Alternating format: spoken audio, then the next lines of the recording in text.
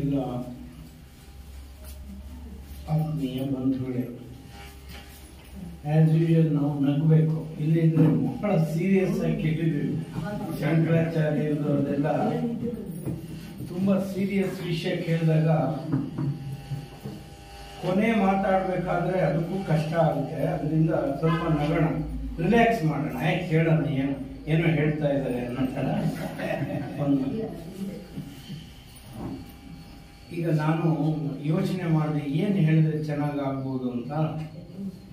ಮನಸ್ಸಿಗೆ ಅನ್ಸಿದ ತಾಯಿ ಮಗಳ ಥರನೂ ಇರ್ಬೋದು, ಅತ್ತೆ ಸೊಸೆ, ಶತ್ರುಗಳ ಥರನೂ ಇರ್ಬೋದು, ಹಾವು ಮುಂಗ್ಸಿ ಥರನೂ ಇರ್ಬೋದು. ಅದಕ್ಕೆ ನಾನು ಅತ್ತೆ ಸೊಸೆ ಜೋಕ್ ಹೇಳಿದ್ರೆ ಚೆನ್ನಾಗಿರ್ಬೋದು ಅಂತ ನಾನು ಆಯ್ಕೆ ಮಾಡಿದ್ದೀನಿ. ಈಗ ಒಂದು ಸೊಸೆ ಅತ್ತೆಗೂ ಆಕೆಗೂ ಆಗ್ತಾ ಇಲ್ಲ. ಅವಳು ಯೋಚನೆ ಮಾಡ್ತಾ ಅವ್ರ ಅತ್ತೆ ಬರ್ಬೇಕಾಗಿತ್ತೆ ಊರಿಂದ ಬರ್ಬೇಕಾಗಿತ್ತು. ಇವರು ಈ ಹೊಸದುರ್ಗದಲ್ಲಿದ್ದಾರೆ ಅಲ್ಲಿ, ಬಾಗೂರಿಂದ ಇಲ್ಲಿ ಬರ್ಬೇಕು ಅತ್ತೆ ಬರ್ದಂಗೆ ಮಾಡ್ಬೇಕು. ಏನ್ ಮಾಡ್ಬೇಕು ಅಂತಂದ್ರೆ, ಅವಳು ಒಂದು ನಾಯಿ ಕುನ್ನಿ ಇರುತ್ತೆ ಮನೆಯಲ್ಲಿ, ಆ ವೆಟರ್ನರಿ ಡಾಕ್ಟರ್ ಹತ್ರ, ಪಶು ವೈದ್ಯರ ಹತ್ರ ಕರ್ಕೊಂಡು ಹೋಗ್ತಾಳ ಆ ನಾಯಿ ಕುನ್ನಿ. ಏನಮ್ಮ ಎಷ್ಟು ಚೆನ್ನಾಗಿದೆ ನಾಯಿ ಕುನ್ನಿ, ಇದನ್ನೇ ಯಾಕೆ ತಂದಿದೆ? ಚೆನ್ನಾಗಿದೆ ಸರಿ, ಇದ್ರ ಬಾಲ ಕಟ್ ಮಾಡಿ ಮೊದಲು. ಯಾಕೆ ಅಂತೇಳಿ, ನಾಳೆ ನಮ್ಮ ಅತ್ತೆ ಬರ್ತಾ ಇದ್ದಾರೆ, ನಾವ್ ಯಾರು ಕರೆಯಲ್ಲ, ಆದ್ರೆ ಇದು ಹೋಗ್ಬಿಟ್ಟು ಬಾಲ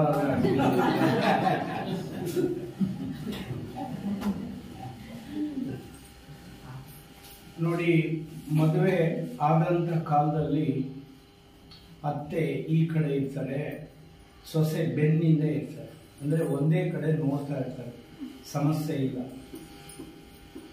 ಮದುವೆ ಆದ ಸ್ವಲ್ಪ ದಿವಸಕ್ಕೆ ಸೊಸೆ ಅತ್ತೆ ಬಗ್ಲಿಗೆ ಬರ್ತಾರೆ, ಸಮಾನವಾಗಿರ್ತಾರೆ. ಸ್ವಲ್ಪ ದಿವಸ ಆದ್ಮೇಲೆ ಈ ಕಡೆ ಬಂದು ಇನ್ನೊಂದು ಸ್ವಲ್ಪ ದಿವಸ ಆದ್ಮೇಲೆ ಇದು ಜೀವನದ ಚಕ್ರ. ನನಗೆ ನಿಮಗೆ ಅಂತಲ್ಲ, ಸ್ವಾಭಾವಿಕವಾಗಿ ಹಾಗಿರುತ್ತೆ. ಯಾಕೆಂದ್ರೆ ಅನುಭವ ಬಂದಾಗ, ಜೀವನವನ್ನು ನಾವು ಅನುಭವಿಸಿದಾಗ ಸಮಾನವಾಗಿರ್ಬೇಕು ಅಥವಾ ಇನ್ನೊಬ್ಬರ ಮೇಲೆ ಹೋಗ್ಬೇಕು, ಇದೆಲ್ಲ ಸಹಜವಾಗಿ ಬರ್ತಕ್ಕಂಥದ್ದು. ನಾನಿವಾಗ ಆರಿಸ್ಕೊಂಡಿರುವಂಥ ವಿಷಯ ನಿರ್ಲಿಪ್ತತೆ ಅಂತ ಇದೆ. ಅದಕ್ಕಿಂತ ಮುಂಚೆ ಇನ್ನೊಂದು ಸಣ್ಣ ಜೋಕ್ ಅಷ್ಟೇ. ಅದು ಹುಡುಗರು ಎಷ್ಟು ಈ ಕಾಲದಲ್ಲಿ ಚುರುಕಾಗಿರ್ತಾರೆ ಅಂತ ಅದನ್ನು ಕೂಡ ನಾವು ನೋಡ್ಬೇಕು. ಬಹಳ ಚುರುಕು ಈ ಸಾರಿ. ಒಬ್ಬ ಹುಡುಗ ಡಾಕ್ಟರ್ ಹತ್ರ ಹೋಗ್ತಾನೆ. ಡಾಕ್ಟರ್ ಹತ್ರ ಹೋಗಿ ಈ ತರ ಎದುರ ಬದ್ರ ಕೂತ್ಕೊಳ್ತಾನೆ. ಡಾಕ್ಟರ್ ಕೇಳ್ತಾರೆ, ಏನ್ ನಿನ್ ಸಮಸ್ಯೆ? ಡಾಕ್ಟ್ರೇ, ಕಣ್ಣಿನ ಸಮಸ್ಯೆ. ನನಗೆ ಏನ್ ಕಣ್ಣಿನ ಸಮಸ್ಯೆ ಅಪ್ಪ? ಏನ್ ನೋಡಿದ್ರು ಎರಡೆರಡು ಕಾಣುತ್ತೆ ಡಾಕ್ಟರ್. ಹಾ ಸರಿ, ಕೂತ್ಕೋ ಅಂತ. ಯಾವ ಕುರ್ಚಿ ಮೇಲೆ ಕೂತ್ಕೊಳ್ಳಿ? ಮುಂದೆ ಕುರ್ಚಿ ಇರುತ್ತೆ, ಎರಡೆರಡು ಕಾಣುತ್ತಲ್ಲ ಅವನಿಗೆ. ಡಾಕ್ಟರ್ ಹೇಳ್ತಾರೆ ಕೂತ್ಕೋ ಅಂತ, ಒಂದೇ ಕುರ್ಚಿ ಇರ್ತಾರೆ. ಯಾವ ಕುರ್ಚಿ ಮೇಲೆ ಕೂತ್ಕೊಳ್ಳಿ ಅಂತ. ನಿರ್ಲಿಪ್ತತೆ ಅನ್ನೋದು, ನಾವು ಶ್ರೇಷ್ಠ ಜೀವನದ ಕಡೆ ಹೋಗ್ಬೇಕು ಅಂತಂದ್ರೆ ಅದು ಒಂದು ಸ್ಟೆಪ್, ಅದು ಒಂದು ಪ್ರೊಸೀಜರ್. ಆ ಮಾರ್ಗದಲ್ಲಿ ಹೋದ್ರೆ ನಾವು ಮನುಷ್ಯರಾಗಿ ಏನೆಲ್ಲ ನೋಡಕ್ಕೆ ಸಾಧ್ಯ ಇದೆಯೋ ಅದನ್ನ ನೋಡ್ಬೋದು ಅಂತ ಅದರ್ಥ. ಒಂದು ಯೋಚನೆ ಮಾಡಿದಕ್ಕೆ, ನಮ್ಮ ಸಹಜೀವಿಗಳಾಗಿ ಅನೇಕ ಪ್ರಾಣಿಗಳಿದೆ, ಗಿಡ ಮರಗಳೆಲ್ಲ ಇದೆ. ಒಲಿಂಪಿಕ್ ಕ್ರೀಡಾಕೂಟ ಇನ್ಯಾವುದಾದ್ರೂ ಪ್ರಾಣಿಗಳಿಗೆ ಮಾಡ್ತಾರ ಅಂತಂದ್ರೆ ಇಲ್ಲ. ಗಂಡು ಮಕ್ಕಳಿಗೆ, ಹೆಣ್ಮಕ್ಳಿಗೆ, ಪುರುಷರಿಗೆ, ಸ್ತ್ರೀಯರಿಗೆ. ಸೊ ಒಲಿಂಪಿಕ್ ಕ್ರೀಡೆನ ಮಾಡಬಹುದಾದ ಸಾಧ್ಯ ಇವನ್ ಮಾತ್ರ ಇದೆ. ಯಾಕೆಂದ್ರೆ ಇವನ್ ಕೈ ಕಾಲುಗಳು ಆ ಥರ ಇದೆ. ಈ ಮೈಯೆಲ್ಲ ಮುರಿತಾರಲ್ಲ, ಡ್ಯಾನ್ಸ್ ಮಾಡ್ತಾರೆ ಅಂತ ಹೇಳ್ತಾರಲ್ಲ, ಇದು ಯಾರು ಮಾಡಕ್ ಸಾಧ್ಯ ಇದೆ? ಮನುಷ್ಯರಿಗೆ. ಇನ್ಯಾವುದೇ ಪ್ರಾಣಿಗಳು ಹಿಂಗೆ ಮಾಡೋಕ್ಕಾಗುತ್ತೆ ಅಂತಂದ್ರೆ ಇಲ್ಲ. ಸೊ ಬದುಕನ್ನ ಮಾಡೋ ಅಂಥದ್ದಾಗಲಿ ಬದುಕುವ ರೀತಿ ಆಗಲಿ, ವ್ಯಾಪಾರ ಆಗಲಿ, ವ್ಯವಹಾರ ಆಗಲಿ, ಯಾವುದೇ ಸಾಧನೆಗಳಾಗಲಿ ಜೀವನದಲ್ಲಿ ಮಾಡೋಕ್ಕೆ ಸಾಧ್ಯ ಇರುವಂಥದ್ದು ಮನುಷ್ಯನಿಗೆ ಮಾತ್ರ. ಅದಕ್ಕೋಸ್ಕರ ಮಾನವ ಜನ್ಮ ದೊಡ್ಡದು ಅಂತ ಹೇಳ್ತಾರೆ. ಅಂದರೆ ಇಲ್ಲಿಂದ ಇನ್ನೂ ಹೆಚ್ಚು ಎತ್ತರಕ್ಕೆ ಬೇಕಾದ್ರೂ ಹೋಗುವಂಥದ್ದು ನಮ್ಮ ಕೈಲಿ ಇದೆ. ಇನ್ನು ಯಾವುದೇ ಜೀವಿಗಳು ಹಂಗಿಲ್ಲ. ಇನ್ನು ಕರ್ಕೊಂಡೋಗಿ ನಾನು ನೋಡ್ತೀವಿ, ಇಲ್ಲಿ ವಾಕಿಂಗ್ ಹೋಗ್ಬೇಕಾದ್ರೆ ಒಂದು ಎಮ್ಮೆ ಕರ್ಕೊಂಡ್ಬರ್ತಾರೆ ಅಥವಾ ಹಸುಗಳು ಹೊಡ್ಕೊಂಡ್ಬರ್ತಾರೆ, ಡೈರೆಕ್ಟ್ ಆಗಿ ಹುಲ್ ಮೇಯಿಸ್ಕೊಂತಾರೆ, ಮನೆಗೆ ಕರ್ಕೊಂಡ್ಬರ್ತಾರೆ. ಇನ್ನೆಲ್ಲ ಜೀವಿಗಳು ಕೂಡ ನಮ್ಮ ಜೊತೆಗೆ ಏನು ಜೀವಿಗಳಿದೆಯೋ ಅದು ನೇರವಾಗಿ ಆಹಾರವನ್ನು ಮಾತ್ರ ತಿನ್ನುತ್ತಷ್ಟೇ. ನಿದ್ರೆ, ಆಹಾರ, ಮೈಥುನ ಇಷ್ಟನ್ನ ಹೊರತುಪಡಿಸಿದ್ರೆ ಈ ಎಲ್ಲ ಮನರಂಜನೆಗಳು ವಿಷಯನೋ, ಈಗ ಏನು ಶಂಕರಾಚಾರ್ಯರ ಇದನ್ನ ಓದಿದ್ರು ಅವರು, ಅಷ್ಟು ಚಿಕ್ಕ ವಯಸ್ಸಿನಲ್ಲಿ ಬರೆದಿರುವಂಥ ವಿಷಯಗಳು, ಇಂಥದ್ದೆಲ್ಲ ಸಾಧ್ಯ ಆಗೋದು ಮನುಷ್ಯ ಜೀವಿಗೆ ಮಾತ್ರ ಸಾಧ್ಯ ಆಗುತ್ತೆ, ಇನ್ಯಾರಿಗೂ ಸಾಧ್ಯ ಆಗಲ್ಲ. ಈ ಸಾಧ್ಯಾಸಾಧ್ಯತೆಗಳನ್ನ ಇವಾಗ ನಾಗರಾಜ್ ಅವರು ಇವತ್ತು ಶಂಕರರ ವಿಷಯವನ್ನ ಹೇಳಿದ್ರು.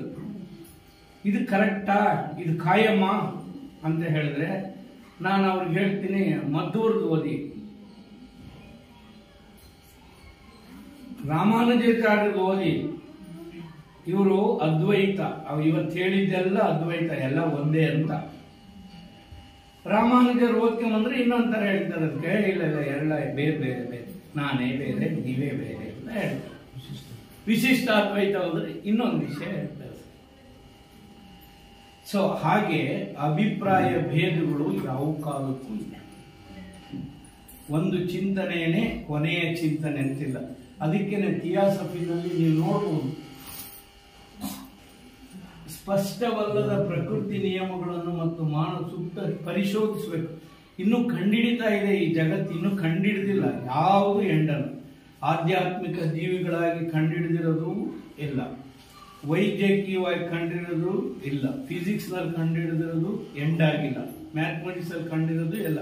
ಇನ್ನು ಜಗತ್ತು ಕಲಿತಾ ಹೋಗ್ತಾ ಇದೆ, ಶೋಧನೆ ಮಾಡ್ತಾ ಹೋಗ್ತಾ ಇದೆ, ಹೊಸ ಹೊಸ ವಿಷಯಗಳನ್ನು ಆವಿಷ್ಕಾರ ಮಾಡಿ ಜಗತ್ತಿಗೆ ಕೊಡ್ತಾ ಇದೆ, ತಿಳ್ಕೊಂತ ಇದೆ. ಅನುಕೂಲ ಅಥವಾ ನಮಗೆ ಅನಾನುಕೂಲಗಳಾದಾಗ ಅಥವಾ ಅನುಕೂಲಗಳಾದಾಗ ಒಂದೊಂದು ಸಂಶೋಧನೆಗಳು ಬರ್ತಾನೆ ಇದೆ. ಈ ಸಾಧ್ಯತೆಗಳಲ್ಲಿ ನಿರ್ಲಿಪ್ತತೆ ಅನ್ನೋದು ಒಂದು ಸ್ಪಷ್ಟತೆ. ಅಂದ್ರೆ ಹೀಗಿದ್ರೆ ನೀವು ಶ್ರೇಷ್ಠರಾಗಲಿಕ್ಕೆ ಸಾಧ್ಯ, ಇದಕ್ಕಿಂತ ಕಮ್ಮಿ ಇದ್ರೆ ಕನಿಷ್ಠರಾಗಿ ಜೀವನ ಮಾಡಬೇಕು ಅಂತ ಅದರ ಅರ್ಥ ಅಷ್ಟೇ. ಡಿಸೈರ್ಲೆಸ್ನೆಸ್ ಅಂತ ಹೇಳ್ತಾರೆ. ನಿರ್ಲಿಪ್ತತೆ ಅನ್ನೋದಕ್ಕೆ ಆಸೆನೇ ಇಲ್ಲದೆ ಇರ್ತಕ್ಕಂಥದ್ದು, ಅಪೇಕ್ಷೆನೇ ಇಲ್ಲದೆ ಇರ್ತಕ್ಕಂಥದ್ದು ಅಂತ ಒಂದು ಮನೋಸ್ಥಿತಿ. ಅಂದ್ರೆ ಯಾವುದಕ್ಕೂ ಕೂಡ ನಿರ್ಲಿಪ್ತವಾಗಿರ್ತಕ್ಕಂಥದ್ದು, ಅಟ್ಯಾಚ್ಮೆಂಟ್ ಅಂತಕ್ಕಂಥದ್ದು. ಏನು ನಮಗೆ ನಮ್ಮ ಮಗು ಬಂದ ತಕ್ಷಣ ಎತ್ತಿ ತಬ್ಕೊಂಡೆಲ್ಲ ಮಾಡ್ತೀವೋ, ಇದು ನಮ್ಮನೆ, ಇದು ಕಾಂಪೌಂಡ್ ಹಾಕ್ರಿ, ನೀವು ಹೋಗ್ರಿ, ಊರ್ ಕಿತ್ಕೋಬೇಡ್ರಿ, ಇದೆಲ್ಲ ಏನ್ ಹೇಳ್ತೀವೋ ಇದೆಲ್ಲ ಅಟ್ಯಾಚ್ಮೆಂಟ್, ಬಂಧನ. ನಿರ್ಲಿಪ್ತತೆ ಅಂತಂದ್ರೆ ಏನು ಅಂತಂದ್ರೆ ಬಂಧನ ರಹಿತವಾಗಿರ್ತಕ್ಕಂಥದ್ದು, ಅಟ್ಯಾಚ್ಮೆಂಟ್ ಅಲ್ವೇ ಅಲ್ಲ. ಇದನ್ನ ಮಹಾತ್ಮ ಗಾಂಧೀಜಿಯವರು ಟ್ರಸ್ಟಿಶಿಪ್ ಅಂತ ಕರೀತಾ ಇದ್ರು. ಅಂತಂದ್ರೆ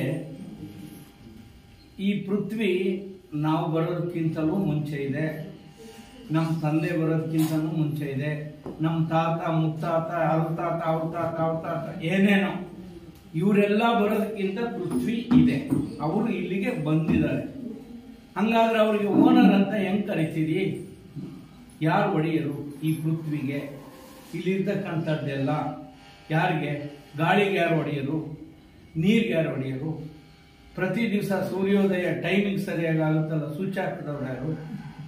ಅದಕ್ಕೆ ಬಿಲ್ ಬರೆಯೋರು, ನೀರ್ ಕರೆಂಟ್ ಇಷ್ಟು ಬಿಲ್ ಇದೆ ಅಂತ ಬರೀತಾರ. ಬಿಲ್ಲು ಯಾರು ಬರೀತಾರೆ? ಇದೆಲ್ಲ ನಮಗೆ ಪ್ರಕೃತಿಯ ಕೊಡುಗೆ, ಗಿಫ್ಟ್, ಅದು ದಾನ. ಯಾರು ನಾವೆಷ್ಟು ನೀರು ಕುಡಿದ್ರು ಕೇಳ್ತಾ ಇಲ್ಲ. ಈಗ ಬಾಟ್ಲ್ ವಾಟರ್ ಬಂದಿದೆ, ನಾವು ದುಡ್ಡು ಕೊಟ್ಟು ಕೊಂಡ್ಕೋಬೇಕು.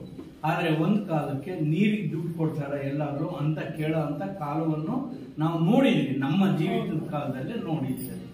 ನೀರಿಗೆ ದುಡ್ಡು ಕೊಡ್ಬೇಕಾಗಿಲ್ಲ, ಯಾರಾದ್ರೂ ಕೊಡ್ಲೇಬೇಕು ಕೇಳಿದ್ರೆ. ಅಂತ. ನೀರಿಗೆ ಯಾಕೆ ಹಂಗಾಡ್ತೀಯ ಅಂತ ಕೇಳಿದ್ವಿ. ಆದ್ರೆ ಇವತ್ತು ಹಂಗೆ ಕೊಡಕ್ ಹೋಗಲ್ಲ. ಇದಕ್ಕೆ ಇಷ್ಟು ಬೆಲೆ ಇದೆ. ಬಾಟಲ್ ಒಳಗ್ ಸೇರ್ತು ಅಂದ್ರೆ ಅದಕ್ಕೆ ಮೌಲ್ಯ ಬಂತು. ನಾವು ತಿಂಡಿ ತಿನ್ನೋದಕ್ಕಿಂತ ವಾಟರ್ಗೆ ಜಾಸ್ತಿ ಕೊಡ್ಬೋದು. ನಮ್ ಫ್ಯಾನ್ ಹಾಕ್ತೀವಿ ಅಂದ್ರೆ ಅದು ಸುಮ್ಮನೆ ತಿರ್ಗಲ್ಲ. ಅದಕ್ಕೆ ಎಲೆಕ್ಟ್ರಿಸಿಟಿ ಬಿಲ್ ಬರ್ಬಿಡ್ತಾನೆ ಮಂತ್ಲಿ ಆದ ತಕ್ಷಣ ಇಷ್ಟು ಫ್ಯಾನ್ ಉಪಯೋಗಿಸಿದ್ವಿ ಕರೆಂಟ್ ಅನ್ನ ಅಂತ ಹೇಳಿ ನಮಗೆ ನಮ್ ಗಾಳಿ ಬೇಕು ಅಂತಂದ್ರೆ ಇವತ್ತು ನಾವು ಪೇ ಮಾಡ್ತಾ ಇದ್ವಿ. ಇದೆಲ್ಲ ಯಾಕೆ? ಇದನ್ನ ನಾವು ಯೋಚನೆ ಮಾಡಿದ್ರೆ ನಾವು ಎಷ್ಟು ಬದ್ಧತೆಯಿಂದ ಜೀವನ ಮಾಡ್ತಾ ಇದ್ವಿ, ಅಟ್ಯಾಚ್ಮೆಂಟ್ಸ್ ನಮಗಿದೆ, ಪ್ರಕೃತಿಯನ್ನ ಎಷ್ಟು ನಿಸರ್ಗವನ್ನ ಹಾಳುಗೆಡುತ್ತಾ ಇದ್ವಿ ಅನ್ನುವಂಥ ವಿಷಯ ನಮಗೆ ಬರುತ್ತೆ. ನಿಸರ್ಗವನ್ನ ಇರುವಂತೆ ಕಾಪಾಡಿ ಅದರಲ್ಲಿ ಬರ್ತಕ್ಕಂಥ ಅನುಕೂಲಗಳನ್ನು ಪಡೆದು ಅದನ್ನ ಮುಂದಿನ ಪೀಳಿಗೆಗಾಗಿ ಬಿಟ್ಟು ಹೋದ್ರೆ, ಅನುಕೂಲ ಮಾಡಿದ್ರೆ, ಅದಕ್ಕೆ ಬೇಕಾಗಿರುವಂಥ ಮನೋಸ್ಥಿತಿ ಏನಂದ್ರೆ ಡಿಸೈರ್ಲೆಸ್ನೆಸ್. 12 ವರ್ಷ ತಪಸ್ ಮಾಡಿದ ಅವನು ಬುದ್ಧ. ಮನೆಯಿಂದ ಹೋದ. ಅವನು ರಾಜಕುಮಾರ. ಅವನಿಗೆ ಅವರಪ್ಪ ಅಂದ್ಕೊಂಡಿದ್ದ, ನನ್ನ ಮಗ ದುಃಖವನ್ನೇ ನೋಡಬಾರ್ದು, ದುಃಖಕ್ಕೆ ಒಳಗಾಗಬಾರ್ದು. ಸೊ ಅವನಿಗೆ ಹೊರಗೆ ಬಿಡಲಿಲ್ಲ. ಎಲ್ಲ ಬೇಕಾದಂಥ ಸೌಕರ್ಯಗಳನ್ನೆಲ್ಲ ತಂದರು ಬುದ್ಧನಿಗೆ. ಮದುವೆನೂ ಮಾಡಿದ್ರು, ಮಗು ಆಯ್ತು. ಆಮೇಲೆ ಒಂದು ಸಾರಿ ಹೊರಗೆ ಕರ್ಕೊಂಡು ಹೋಗುವಂಥ ಸಂದರ್ಭ ಬಂದಿದೆ. ಅಲ್ಲಿ ಮುದುಕ ಹೋಗ್ತಾ ಇದ್ದ. ಅವನು ಕೇಳ್ತಾನೆ, ಸಾಕು ಏನಪ್ಪ, ನಾನು ಈ ತರ ಮುದುಕ ಆಗ್ತೀನ, ಒಂದ್ ದಿವಸ ಹಿಂಗ್ ಬಗ್ಗಿ ಹೋಗ್ತೀನ ಅಂತ. ಅಯ್ಯೋ, ಎಲ್ಲರೂ, ನೀವು ಎಲ್ಲರೂ, ನಿಮ್ಮಪ್ಪನು ಎಲ್ಲರೂ ಹಿಂಗೆ ಆಗ್ತಾರೆ. ರೋಗಿ ನೋಡ್ದ, ನಾನು ಒಂದಿನ ರೋಗಿ ಆಗ್ತೀನ ಅಂತ. ನನಗೂ ಸಾವು ಬರುತ್ತಾ ಅಲ್ಲ, ಸಾವು ನೋಡ್ದ. ಸನ್ಯಾಸಿನೂ ನೋಡ್ದ. ಇವನು ಯಾಕೆ ಹಿಂಗೆ ಇದಕ್ಕೆ ಅಷ್ಟು ನಿಶ್ಚಿಂತನಾಗಿ ಹೋಗ್ತಾ ಇದ್ದಾನೆ, ಅವನ್ನೆಲ್ಲ ಬಿಟ್ಬಿಟ್ಟಿದ್ದಾನೆ ಅಂತ. ಆಗ ಅವನು ಹಗಲು ರಾತ್ರಿ ತಪಸ್ ಮಾಡ್ರಿ ಅಂತಾರೆ, ತಪಸ್ ಮಾಡ್ತಾನೆ. ಊಟ ಬಿಟ್ಟು ಮಾಡಬೇಕು ಅಂತಾರೆ, ಊಟ ಬಿಟ್ಟು ಮಾಡ್ತಾನೆ. ಆವಾಗ ಅವನಿಗೆ ಗೊತ್ತಾಗುತ್ತೆ ಮಧ್ಯಮ ಮಾರ್ಗ. ಊಟನೂ ಬಿಡಬಾರ್ದು, ತಪಸ್ಸು ಬಿಡಬಾರ್ದು, ಮಾಡೋ ಕೆಲಸನೂ ಬಿಡಬಾರ್ದು. ಅದರಲ್ಲೇ ನಾವು ಶ್ರೇಷ್ಠತೆಯನ್ನು ಕಂಡುಕೊಳ್ಳಕ್ಕಾಗುತ್ತೆ. ಆಗ ಜಗತ್ತಿಗೆ ಹೇಳ್ದ, ಆಸೆಯೇ ದುಃಖಕ್ಕೆ ಕಾರಣ. Desire is the root cause of all miseries in life. ನಮ್ಮೆಲ್ಲರ ಜೀವನದಲ್ಲಿ ಆಸೆಯೇ ನಮ್ಮೆಲ್ಲರ ದುಃಖಕ್ಕೆ ಕಾರಣ ಅಂತ ಹೇಳ್ಬಿಟ್ಟ ಅದಕ್ಕೆ. ಸೊ ಮನುಷ್ಯ ದೇಹ ಅಂದ್ರೆ ಇದು ಆಶಾ ಜೀವಿ. ಯಾರು ನರಕ್ಕೆ ನಿಮ್ಗೇನಾದ್ರೂ ಆಸೆ ಇದೆಯಾ ಅಂತ ಇಲ್ಲೊಂದೇ ಕೇಳೋಣ, ಸುಮ್ಮನೆ ತಮಾಷೆಗೋಸ್ಕರ ಕೇಳೋಣ. ನಿಮ್ಗೇನಾದ್ರೂ ಆಸೆ ಇದೆಯನ್ನ ಹೇಳಿ, ಒಂದೆರಡು ಹೇಳಿ, ಒಂದೆರಡು ಹೇಳಿ, ಸುಮ್ಮನೆ ಯಾವ್ದಾದ್ರು ಒಂದು ಹೇಳಿ. ನಮ್ಮ ಮಗ ಚೆನ್ನಾಗಿರ್ಬೇಕು, ನಿಮ್ಗೆ ಆಸೆ ಇದೆ. ನಿಮ್ದು ಹೇಳಮ್ಮ ಯಜಮಾನಿ, ನಿಮ್ದೇನಿದೆ?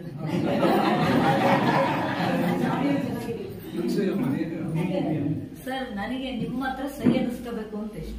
ನೋಡಿ,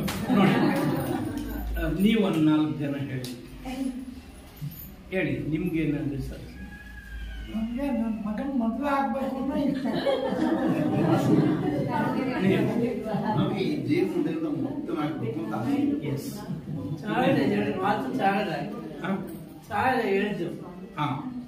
ಈಗ ನೋಡಿ, ಆಶಾ ರೈತರು ನಮ್ಮಲ್ಲಿ ಯಾರು ಇಲ್ಲ. ಇದಕ್ಕಾಗಿ ನಾವು ಜೀವಿಸ್ತಾ ಇದ್ವಿ. ಆದ್ರೆ ಈಗ ನಾನು ನಿಮಗೆ ಕೇಳ್ತೀನಿ, ನೋಡಿ, ಇದನ್ನು ಕೇರ್ಫುಲ್ ಆಗಿ ಎಕ್ಸಾಮಿನ್ ಮಾಡಿ. ನೀವು ಚಂದ್ರ ಗ್ರಹಕ್ಕೆ ಹೋಗ್ಬೇಕು ಅಂತ ಇಷ್ಟಪಡ್ತೀರಿ ಅಂತ ಇಟ್ಕೊಳ್ಳಿ. ಒಂದು ರಾಕೆಟ್ನಲ್ಲೇ ನಾವು ಹೋಗ್ತೀವಿ. ಚಂದ್ರ ಲೋಕವನ್ನು ನೋಡಬೇಕು, ಚಂದ್ರ ಗ್ರಹವಾಗಿ ನೋಡ್ಬೇಕು, ಅಲ್ಲೇನಿದೆ ಅಂತಂದ್ರೆ ನೀವೇನ್ ಮಾಡ್ಬೇಕು ಹೇಳಿ? ಭೂಮಿಯ ಗುರುತ್ವಾಕರ್ಷಣೆಯನ್ನ ತಪ್ಪಿಸಿ ಹೋದ್ರೆ. ಸೊ ಬದುಕಿಗೆ ಅಟ್ಯಾಚ್ಮೆಂಟ್ ಇಲ್ಲದೆ ಇರುವಂತ ಜಾಗ ನೋಡ್ಬೇಕು ಅಂದ್ರೆ ಇದನ್ನೆಲ್ಲ ಬಿಡಬೇಕು. ಅದರ ಅರ್ಥ ಅಟ್ಯಾಚ್ಮೆಂಟ್ ಇಲ್ಲದೆ ಇರುವಂತ ಒಂದು ಲೋಕ ಇದೆ. ಈಗ ನಾವು ಇರುವಂತದ್ದೆಲ್ಲ ಸಮುದ್ರ, ಬರೇ ಅಲೆಗಳು. ನಮ್ಮ ಜೀವನ ಎಲ್ಲ ಅಲೆ. ಇವರು ಒಂದು ಸಣ್ಣ ಆಸೆ ಹೇಳಿದ್ರು, ಅವರೊಂದು ಹೇಳಿದ್ರು. ಈ ಎಲ್ಲ ಅಪೇಕ್ಷೆಗಳು ಏನಿದೆಯೋ, ಈ ಆಸೆಗಳು ಏನಿದೆಯೋ, ಇದೆಲ್ಲ ಕೂಡ ಸೀಮಿತವಾಗಿರ್ತಕ್ಕಂಥ ಒಂದು ಎಲ್ಲೆ. ಸೀಮಿತವಾಗಿರ್ತಕ್ಕ, ಇದಕ್ಕಿಂತ ಆಚೆಗೆ ಹೋಗ್ಬೋದೋ? ಖಂಡಿತ ಹೋಗ್ಬೋದು. ಯಾವಾಗ ನೀವು ಹೋಗಕ್ಕಾಗುತ್ತೆ? ಇದಕ್ಕಿಂತ ಆಚಿನ ಪ್ರಪಂಚ ಅಂದ್ರೆ ಸಮುದ್ರದ ಒಳಗೆ ಯಾವಾಗ ನೋಡಕ್ಕಾಗುತ್ತೆ? ಸಮುದ್ರದ ಮೇಲೆ ನೋಡಿದ್ರೆ ಬರೀ ಹಡಗುಗಳು ತೇಲ್ತಾ ಇರುತ್ತೆ, ಬರೀ ಅಲೆಗಳು ಒಂದಾದ್ಮೇಲೆ ಒಂದು ಬರ್ತಾ ಇರುತ್ತೆ. ನಮ್ಮ ಜೀವನದಲ್ಲಿ ಹಂಗೆ. ಇವತ್ತು ಸರ್ ಇದಾಗ್ಬಿಟ್ರೆ ನಾನು ಯಾವುದೂ ಇಲ್ಲ ಅಂತ ಹೇಳ್ತಾರೆ. ಅಷ್ಟೊತ್ತಿಗೆ ಆ ಮಗನೋ ಮಗಳು ನನ್ನ ಮಗು ಓದ್ಬೇಕು ಅಂತಿರುತ್ತೆ, ಓದಾಗಿರುತ್ತೆ ಎಲ್ಲ ಅಲ್ಲ ನೋಡಿದ್ರು ದೊಡ್ಡದಾಗಿತ್ತಲ್ಲಪ್ಪ, 13 ವರ್ಷ 14 ವರ್ಷ ಗಂಡು ಹುಡುಕ್ಬೇಕು ಅಂತ. ಗಂಡು ಹುಡುಕಿರ ಅಂತಂದ್ರೆ ಗಂಡು ಹುಡುಕಿದ್ರೆ ಸಾರ್ ಮದುವೆ ಆಗ್ಬಿಟ್ರೆ ನನ್ನ ಮಗಳು ನಾನು ಆರಾಮಾಗಿರ್ತೀನಿ ಅಂತ. ಅದೇ ಮೊಮ್ಮಗು ಅಂತ ಹೇಳ್ತಾ ಇರ್ತಾರೆ. ಎಂದೂ ಕೂಡ ತಪ್ಪುದು. ನಿರಂತರವಾಗಿ ದುಃಖಕ್ಕೆ ಈಡಾಗ್ತಕ್ಕಂಥದ್ದು ಸಂಸಾರ ಜೀವನ ಅಂತ. ಅದಕ್ಕೆ ಸಂಸಾರದ ಆಚೆಯನ್ನ ನೀವು ನೋಡ್ಬೇಕು ಅಂತಂದ್ರೆ ಸಂಸಾರವನ್ನ ತ್ಯಜಿಸ್ಬೇಕು, ಬಿಡ್ಬೇಕು. ಈ ಗ್ರಾವಿಟಿ ಇದೇನು ಆಕರ್ಷಣೆ ಇದೆಯೋ ಅದನ್ನ ತಪ್ಪಿಸಿ ಹೋಗ್ಬೇಕು. ಸೊ ಇದಕ್ಕೆ ಅನೇಕ ವಿಷಯಗಳಿದೆ. ಹೆಂಗಿರ್ಬೇಕಪ್ಪ ಅಂತ ಹೇಳಿದ್ರೆ, ಈಗ ಭಗವದ್ಗೀತೆಯನ್ನ ಅವರು ಓದಿದ್ರು. ಕರ್ಮವನ್ನ ನಾವು ಮಾಡ್ಬೇಕು. ನಾವ್ಯಾರೂ ತಪ್ಪಿಸ್ಕೊಳಕ್ ಸಾಧ್ಯ ಇಲ್ಲ. ಅದು ಜ್ಞಾನ ಯೋಗ ಇದೆ, ಕರ್ಮ ಯೋಗ ಇದೆ. ನಾವು ಒಂದು ಕೆಲಸ ಮಾಡ್ತಾನೆ ಇರ್ಬೇಕು ಜೀವನದಲ್ಲಿ. ಒಂದು ಕೆಲಸ ಆದ್ರೆ ಅವರ್ ಆಟಿಟ್ಯೂಡ್, ಅವ್ರು ಹೇಳಿದ್ರು you can not change your karmas. ನಿಮ್ಮ ಕರ್ಮಗಳನ್ನ ಮಾಡೋ ಕೆಲಸಗಳನ್ನ ಎಂದೂ ತಪ್ಪಿಸ್ಕೊಳಕ್ಕಾಗಲ್ಲ. ಆದ್ರೆ ಆ ಕೆಲಸವನ್ನ ಮಾಡುವಂತ ನಿಮ್ಮ ಸ್ವಭಾವವನ್ನ ಬದಲಾಯಿಸ್ಕೋಬಹುದು, ಅದು ಸಾಧ್ಯ. ಇವನು ಆ ತರ ಎಲ್ಲ ಹೊಡಿಬೇಡ ಅಂತ ಹೇಳಿದ್ರು. ಅವನು ಹೊಡೆದಿದ್ದಾನೆ ಅಂತ ಇಟ್ಕೊಳ್ಳಿ, ಅವನ ತಕ್ಷಣ ನನ್ನ ಶತ್ರುನೂ ಆಗ್ಬೋದು. ಹಿಂಗೆಲ್ಲ ಮಾಡಕ್ ಹೋಗ್ಬೇಡಪ್ಪ, ನೀನ್ ಸುಮ್ಮನೆ ಸರಿಯಾದ ತಿಳುವಳಿಕೆ ಮಾಡ್ಕೊ, ಯು ಆರ್ ಮೈ ಫ್ರೆಂಡ್ ಅಂತಾನು ಸ್ನೇಹಿತನಾಗಿರ್ಬೋದು. ನಾನು ನೋಡೋ ದೃಷ್ಟಿನಲ್ಲಿ ಹೋಗುತ್ತೆ. ನನ್ನ ವಿರುದ್ಧ ಒಬ್ಬರು ಮಾತಾಡಿದ್ರಂದ್ರೆ ನಾಳೆಯಿಂದನೇ ಅವನು ನನ್ನ ಶತ್ರು ಆಗ್ಬೋದು. ನನ್ನ ಮಿತ್ರನಾಗಿ ಇಟ್ಕೋಬೇಕು ಅಂದ್ರೆ ಅವನು ಹೇಳಿರೋಂಥ ಮಾತಿಗೆ ನಾನು ಅಟ್ಯಾಚ್ಮೆಂಟ್ ಇರಬಾರ್ದು. ಇದು ಹೆಂಗೆ ಅಂತ ಹೇಳಿದ್ರೆ,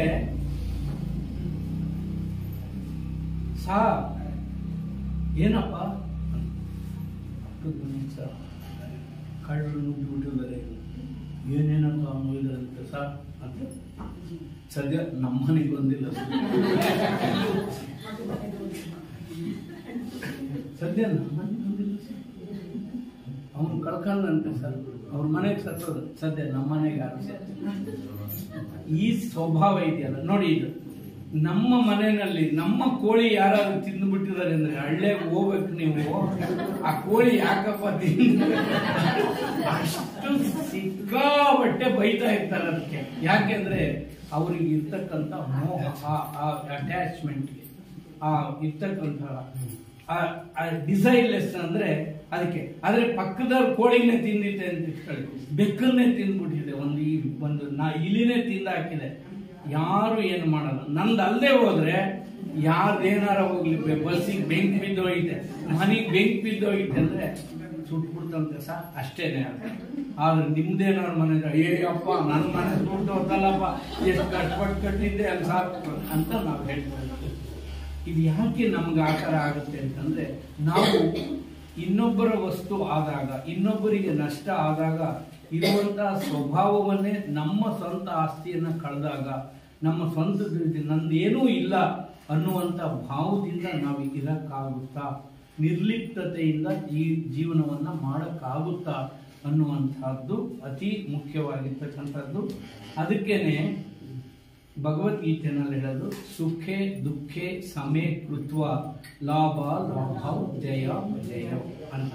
ಸುಖ ದುಃಖಗಳಲ್ಲಿ, ಲಾಭ ನಷ್ಟಗಳಲ್ಲಿ, ಜಯ ಅಪಜಯಗಳಲ್ಲಿ ಯಾರ ಮನಸ್ಸು ಒಂದೇ ತೆರನಾಗಿ ಇರಬಹುದೋ ಆ ರೀತಿ ಬದುಕಕ್ಕೆ ಸಾಧ್ಯ. ಆದ್ರೆ ನಮಗೆ ಅಟ್ಯಾಚ್ಮೆಂಟ್ ಇರೋದು. ಫೇಲ್ ಆಗಿದಾನ ಇನ್ನೊಂದ್ಸಾರಿ ಕಟ್ಟಿ ಪಾಸ್ ಮಾಡ್ತಾನೆ. ಮಗು ನೀನು ಪಾಸ್ ಆದ್ರೆ, ರ್ಯಾಂಕ್ ಹೊಡೆದ್ರೆ 98% ತೆಗೆದ್ರೆ ನಮ್ಮ ಮಗು ಎಷ್ಟು ಖುಷಿ ಪಡ್ತೀವೋ, 30% ತೆಗೆದಾಗ್ಲೂ ಹಂಗೆ ಇದು ಕಮಾನ್ ಬಾಯ್ 30 ತೆಗೆದ್ರೆ ನೀನು ಇನ್ನೊಂದ್ಸಾರಿ 60 ತೆಗಿತೀಯ, 80 ತೆಗಿತೀಯ ಅಂತ ಬೆಂತಟ್ಟುವಂತ ಮನೋಸ್ಥಿತಿ ನಮ್ಗಿದ್ರೆ ಆಗ ನಾವು ಡಿಟ್ಯಾಚ್ಡ್. ಆ ಮಗುವಿಗೂ ಒಂದು ಜೀವನವನ್ನ ಕಟ್ಟಿಕೊಡ್ತೀವಿ. Life is not just SSLC or PUC marks, ಅದು ಡಾಕ್ಟರ್ ಆಗೋದು, ಲಾಯರ್ ಆಗೋದು, ಇದು ಜೀವನ ಅಲ್ಲ. ಇದರ ಆಚೆಗೆ ಅಗಾಧವಾದಂತಹ ಜೀವನ ಇದೆ. ಅದನ್ನ ನಮ್ಮ ಅಟ್ಯಾಚ್ಮೆಂಟ್ ಇರೋದ್ರಿಂದ, ನಿರ್ಲಿಪ್ತತೆಯಿಂದ ಇರಕ್ಕೆ ಸಾಧ್ಯ ಆಗದೆ ಇರೋದ್ರಿಂದ, ಆ ಆ ಜಾಗಕ್ಕೆ ನಾವು ಹೋಗೋಕ್ಕಾಗಿಲ್ಲ, ನಮ್ಮ ಮನಸ್ಸು ಹೋಗೋಕ್ಕಾಗಿಲ್ಲ. ಆದರೆ ಬದುಕು ಅಗಾಧವಾಗಿದೆ, ನಿರ್ಲಿಪ್ತತೆಯಿಂದ ಕೂಡಿದೆ. ನಾಗರಾಜ್ ಅವರೇ ಅವ್ರಿಗೆ ಹೇಳ್ತಾ ಶಂಕರರ ಬಗ್ಗೆ ಮಾತಾಡ್ತಾ ಹೇಳಿದ್ರು, ಹೂ ಬಿಡಿಸೋದು ಏನೇನಾಗುತ್ತೆ ಅನ್ನೋಂಥ ವಿಷಯ ಹೇಳಿದ್ರು. ಎಲ್ಲ ಮರಗಳನ್ನು ತಗೊಳ್ಳಿ, ಎಲ್ಲ ಮರಗಳು ನಮ್ಮದೇ ಮಾವಿನ ಮರದಲ್ಲಿದೆ. ನಾವು ಹಣ್ಣು ಕಿತ್ಕೊಂಡ್ರೆ ನಮ್ಮ ಮಾಲೀಕರು ಕಿತ್ಕೊಂಡ್ರೆ ಯಾರೋ ಹೋಗ್ತಾರೆ, ಹಣ್ಣು ಎಷ್ಟು ಚೆನ್ನಾಗಿ ಬಿಟ್ಟಿತ್ತಲ್ಲ ಅಂತ ಕಲ್ಲು ತಗಂತಾನೆ ಹೊಡಿತಾನೆ. ಅವನಿಗೇನಾದ್ರು ಪ್ರಶ್ನೆ ಮಾಡುತ್ತಾ? ಇಲ್ಲ. ಕಳ್ಳ ಹೋಗ್ತಾನೆ, ಮಾಲೀಕ ಅಲ್ಲದೆ ಇರೋನು ಹೋಗಿ ಇಳಿಸ್ಕೊಂಡು ಹೋಗ್ತಾನೆ, ಅದೇನಾದ್ರೂ ಪ್ರಶ್ನೆ ಮಾಡುತ್ತಾ? ಇಲ್ಲ. ಹಾಲು ಕೊಡೋಂಥ ಹಸು ಯಾರು ತಡ್ಕೊಂಡ್ರು ಬೇಡ ಅನ್ನುತ್ತಾ? ಇಲ್ಲ. ಮನುಷ್ಯ ಒಬ್ಬನನ್ನು ಬಿಟ್ಟರೆ ಪ್ರಕೃತಿಯಲ್ಲಿ ಇನ್ನೆಲ್ಲವೂ ನಿಸ್ವಾರ್ಥಿಗಳ ಆಗಿದೆ.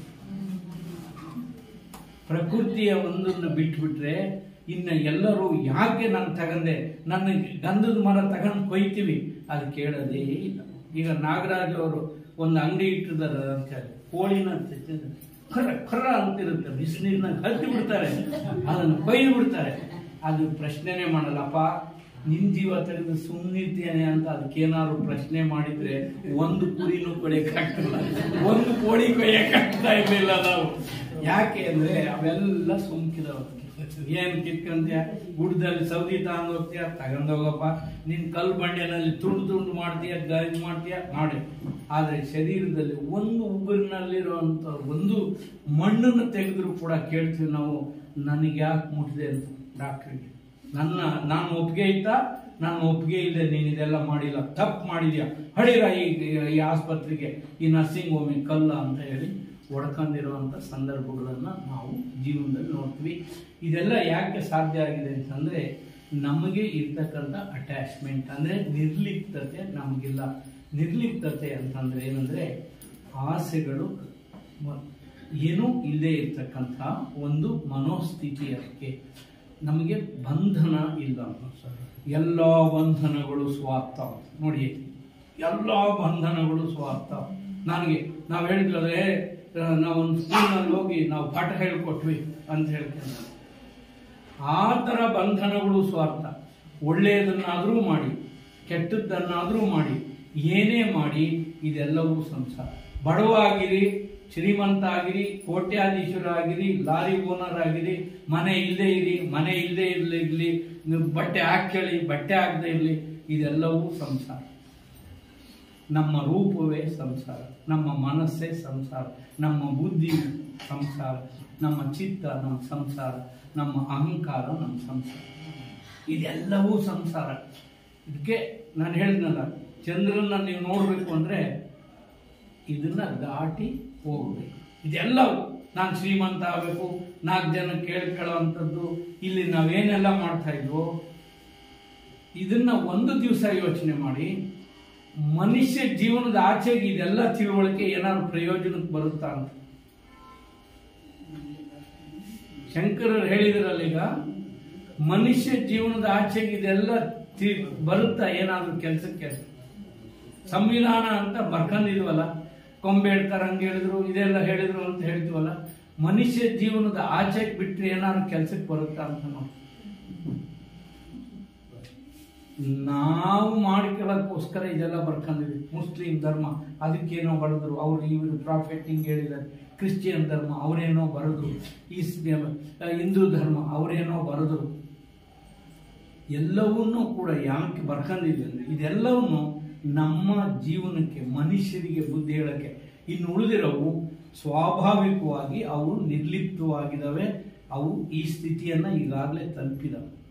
ದನಗಳಾಗ್ಲಿ, ಹಸುಗಳಾಗ್ಲಿ, ಇನ್ಯಾವುದೇ ಜೀವಿಗಳಾಗಲಿ ತುಳಿದು ಒಂದು ದಾರ್ಯಾಗ ಹೋಗ್ಬೇಕಾದ್ರೆ 100 ಇರುವೆಗಳನ್ನು ತುಳಿತೀವಿ. 100 ಇರುವೆನು ಏಕಕಾಲಕ್ಕೆ ಸಾಯುತ್ತೆ.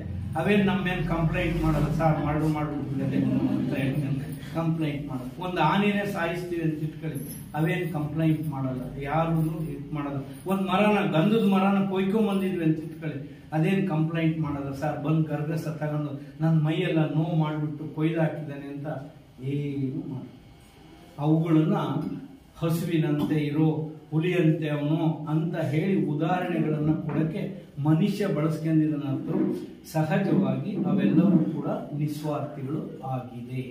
ಸೊ ಸೊ ಈ ಸ್ಥಿತಿ ನಮಗಿದ್ರೆ ಆಗ ನಿರ್ಲಿಪ್ತತೆ ನಾವು ಅಂದ್ರೆ ನಿರ್ಲಿಪ್ತತೆ ಅಂತಂದ್ರೆ ಅತ್ಯಂತ ಶ್ರೇಷ್ಠ. ಸೊ ಈಗ ಅದ್ವೈತದಲ್ಲೇ ನಾನು ಮೊನ್ನೆ ಒಂದು ರಾಮಕೃಷ್ಣಾಶ್ರಮದ ಒಬ್ಬರ ಸ್ವಾಮೀಜಿಯವರು, ಅವರು ವಿದೇಶದಲ್ಲಿದ್ದಾರೆ, ಅಮೆರಿಕ ದೇಶದಲ್ಲೇ ಇದ್ದಾರೆ. ಅವರು ಅದ್ವೈತದ ಬಗ್ಗೆ ಒಂದು ಒಳ್ಳೆ ಭಾಷಣವನ್ನ ಮಾಡಿದ್ದಾರೆ. ಅದನ್ನು ಕೇಳ್ತಾ ಇದ್ದೆ ನಾನು. ಅಲ್ಲಿ ಒಂದು ಸ್ವಲ್ಪ ಇಂಡಿಕೇಶನ್ ಕೊಡ್ತಾರೆ ಅವರು, ಏನು ಅದ್ವೈತ ಅಂತಂದ್ರೆ ಏನು, ಶಂಕರರು ಹೇಳಿರೋ ಅಂತದ್ದು.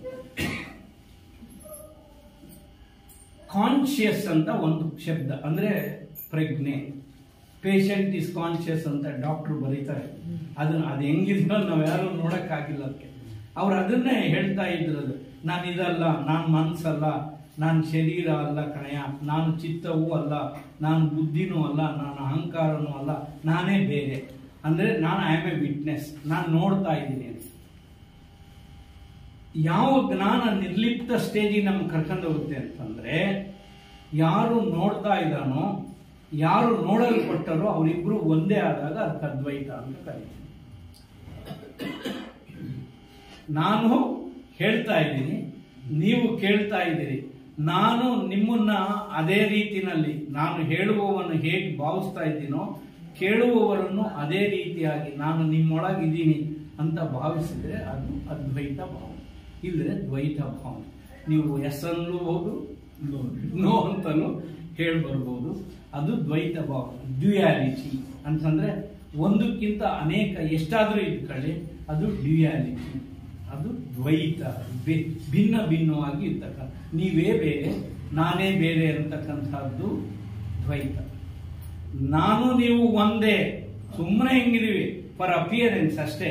ಗಿಡ ಮರಗಳು ಮನುಷ್ಯರು ಏನೆಲ್ಲ ಕಾಣಿಸ್ಕೊಂತ ಇದೆ, ವಾಟ್ ಅಪಿಯರ್ಸ್, ಅದೆಲ್ಲವೂ ನಶಿಸಿ ಹೋಗುತ್ತೆ, ಕೊನೆಗೆ ನಲ್ಲಲ್ಲೇ ಬಂದಿರುತ್ತೆ. ಪ್ರಜ್ಞೆ ಮಾತ್ರ ವಾಟ್ ರಿಮೈನ್ಸ್, ಸಾವೇ ಇಲ್ಲದೆ ಇರ್ತಕ್ಕಂಥದ್ದು ಯಾವುದು, ಎಟರ್ನಲ್ ಟ್ರೂತ್, ಯಾವ ಕಾಲಕ್ಕೂ ಇರ್ತಕ್ಕಂಥದ್ದು ಜ್ಞಾನ, ಪ್ರಜ್ಞೆ, ಅರಿವು, ತಿಳುವಳಿಕೆ, ಕಾನ್ಶಿಯಸ್ ಮಾತ್ರ ಅನ್ನುವಂಥ ತಿಳುವಳಿಕೆ ಬಂದ್ರೆ ನಮ್ಮ ಸಾವು ನಮ್ಮ ಬದುಕು ಏನು ವ್ಯತ್ಯಾಸ ಆಗಬಾರ್ದು.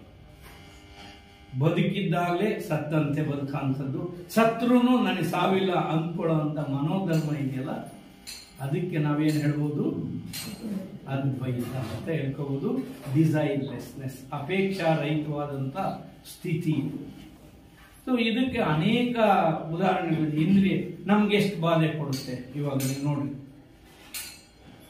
ಯೌವನಂ, ಧನ ಸಂಪತ್ತಿ, ಪ್ರಭುತ್ವಂ, ಅವಿವೇಕತ, ಏಕೈಕಮಪಿ ಅನರ್ಥಾಯ ಕಿಮಯತ್ರ ಚತುಷ್ಟಯಂ ಅಂತ ಕೇಳ್ತಾನೆ.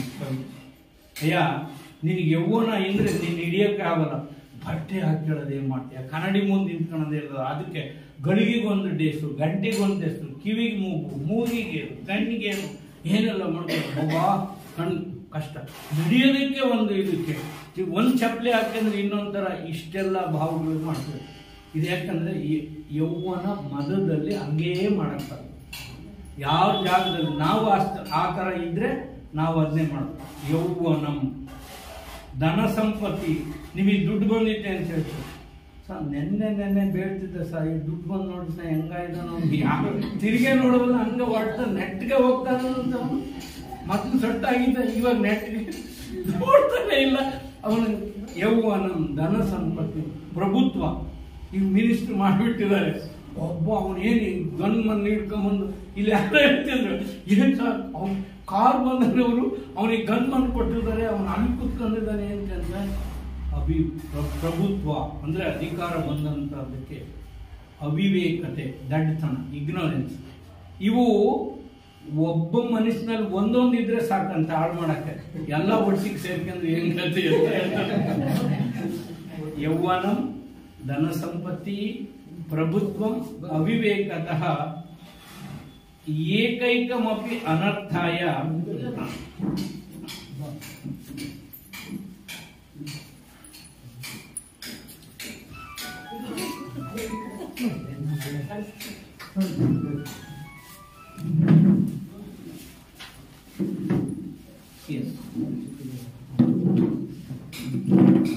ಏಕೈಕಮಪಿ ಅನರ್ಥಾಯ ಕಿಮು ಯತ್ರ ಚತುಷ್ಟಯಂ ಅನ್ನೋ ಅಂತ ಮಾತೇನು ಹೇಳ್ತಾರೆ ಅಂದ್ರೆ, ನಮ್ಗೆ ಇಷ್ಟು ಇದು ದೇಹಕ್ಕೆ ಇಷ್ಟಿದೆ, ಇದು ಶರೀರಕ್ಕೆ ಬಿಲ್ಲಪ್ಪ ಅನ್ನೋರ್ಗೆ ಇಷ್ಟೆಲ್ಲ ಬರ್ಬೋದು. ಯೌವನ ಬರ್ಬೋದು, ಧನ ಸಂಪತ್ತು ಬರ್ಬೋದು, ಅಧಿಕಾರ ಬರ್ಬೋದು, ಅವಿವೇಕತೆ ಇರ್ಬೋದು. ಒಂದೊಂದಿದ್ರು ಸಾಕು ಮನುಷ್ಯನನ್ನು ಹಾಳು ಮಾಡ್ತಾರೆ. ಅಂತಂದ್ರೆ ನಾವು ನಿರ್ಲಿಪ್ತತೆ ಹತ್ರ ಹೋಗ್ಬೇಕಾದ್ರೆ ಮೊದಲನೇದೇನೆಂದ್ರೆ, ಈ ದೇಹವೇ ಇದನ್ನು ತೃಪ್ತಿಪಡಿಸಕ್ಕೆ ಆಗಲ್ಲ. ಇದನ್ನ ಬರೀ ಇದಕ್ಕೆ ನಮ್ಗೆ ಯಾರಿಗೂ ರಷ್ಯಾದಲ್ಲಿ ಮಾಡ್ತಾರಂತೆ, ನಮ್ಮ ಹೆಣ್ಮಕ್ಳು ತೊಟ್ಕೊಳ್ಳೋ ಬಳೆ ರಷ್ಯಾದ ಫ್ಯಾಕ್ಟ್ರಿನಲ್ಲಿ ಅವನು ಹಗಲು ರಾತ್ರಿ ಕಷ್ಟಪಡ್ತಾನಂತೆ ಬರೀ ಬಳೆ ತೊಡ್ಸಕ್ಕೆ. ಎದ್ದಾಗ ಸೊಪ್ಪಿನ ಸಾರು ಮಾಡ್ಬೇಕು ಅಂತಂದ್ರೆ ಮಾರ್ಕೆಟ್ನಲ್ಲಿ ಸೊಪ್ಪು ಬೆಳೆದು ಅವನು ಅದನ್ನೊಂದರಲ್ಲಿ ತಗೊಂಬಂದು ಅಲ್ಲಿ ಮಾರ್ಕೆಟ್ಗೆ ಇಟ್ಟು ನಮಗೆ ಮಾಡಬೇಕು.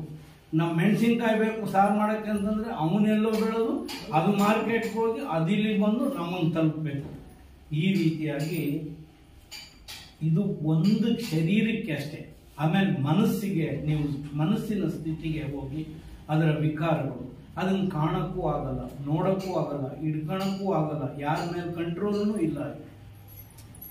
ಅದನ್ನು ಮನಸ್ಸಿಗೆ ಸಾಧ್ಯ ಇಲ್ಲ ಅದಕ್ಕೆ. ಆಮೇಲೆ ಇವುಗಳು ಚೇಷ್ಟೆ ನೋಡಿ, ಅದನ್ನು ಆ ಕಡೆ ನೋಡ್ಬೇಡ, ಆ ಕಡೆ ನೋಡ್ಬೇಡ ಅಂತಂದ್ರೆ ಹಿಂಗೆ ಮಾಡೋದು. ಮನಸ್ಸು ಚಂಚಲ, ಅದೇನ್ ನೋಡ್ತಿರುತ್ತೆ. ನಾವು ಏನು ನೋಡಬಾರ್ದು ಅಂತ ಅದನ್ನೇ ನೋಡ್ಬೇಕು.